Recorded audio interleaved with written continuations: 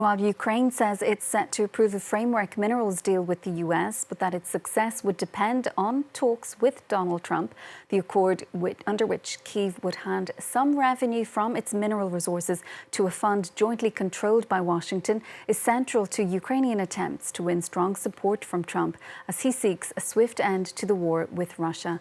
Well, let's get some of his latest remarks from the US president on that minerals deal. I can tell you that NATO you can forget about. I think that's probably the reason the whole thing started. And I think, JD, we can say that. Do you have a statement on that? You've been very much involved. I gave him the beauty. With more on those remarks, here's our Washington correspondent, Fraser Jackson. In Donald Trump's first cabinet meeting, one of the hot topics of discussion was not the United States, but the war in Ukraine.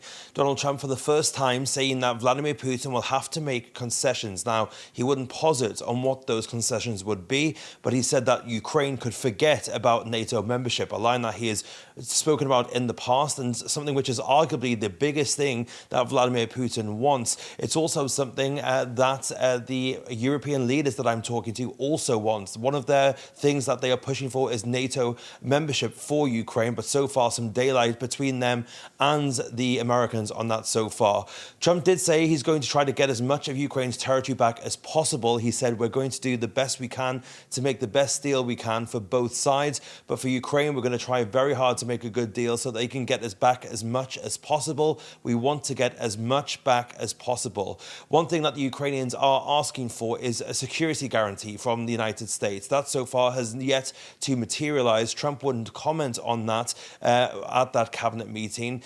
He said the US needs to make a peace first before they can talk about peacekeepers, but it is understood that there will be some kind of US backstop which will provide some kind of security for the Ukrainians. Donald Trump himself hinting at that, saying that the very presence of Americans inside Ukraine once a mineral deal is signed would provide some security. He said it's a great deal for Ukraine because they get us over there. We're going to be working over there, we'll be on the land, and in that way that's some kind of automatic security. He said nobody's going to be messing around with our people when we're there.